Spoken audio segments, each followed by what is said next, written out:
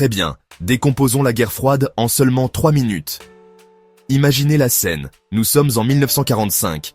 La Seconde Guerre mondiale est terminée, mais le monde ne célèbre pas longtemps. Deux superpuissances émergent des cendres, les États-Unis et l'Union soviétique. Les deux affirment détenir la formule gagnante pour diriger le monde, mais leurs recettes ne pourraient pas être plus différentes.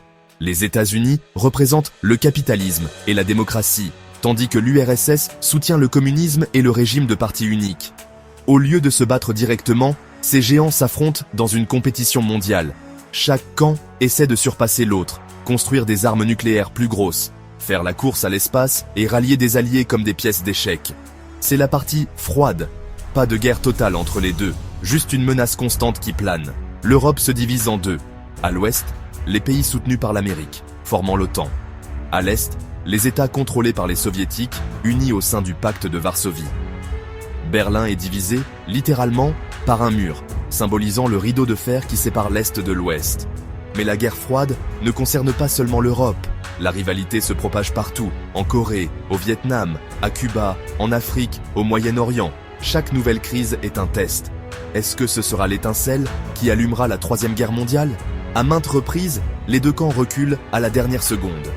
Ensuite, il y a la course aux armements. Les deux nations stockent suffisamment d'armes nucléaires pour détruire la planète.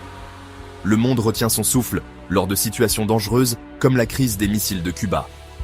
Pendant ce temps, la course à l'espace montre leur compétition sous un nouveau jour. Qui atteindra les étoiles en premier?